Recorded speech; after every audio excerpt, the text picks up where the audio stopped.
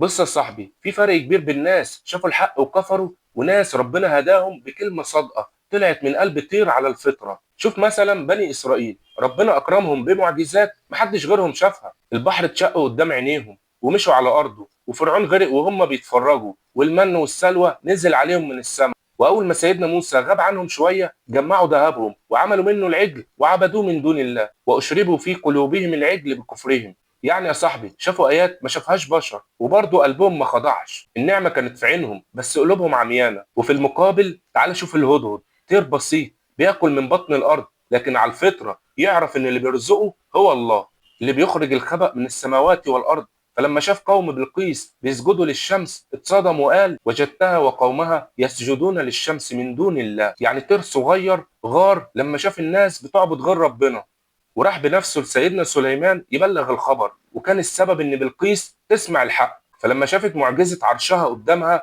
ما كبرتش وقالت انا ملكة، قالت بكل تواضع رب اني ظلمت نفسي واسلمت مع سليمان لله رب العالمين. شوف الفرق يا صاحبي، قوم شافوا البحر بيتشق قدامهم وما امنوش، وقوم سمعوا كلمة طير فاهتدوا. الفرق مش في المعجزة، الفرق في القلب اللي لسه حي اللي على الفطرة. فلو الدنيا شوهتك او الغلط بقى عادي في عينك، ارجع لفطرتك، ارجع لربك. خليك زي الهدهد شايف الحق وبتغار عليه، مش زي اللي شافوا المعجزات وقلوبهم نايمة. سلام.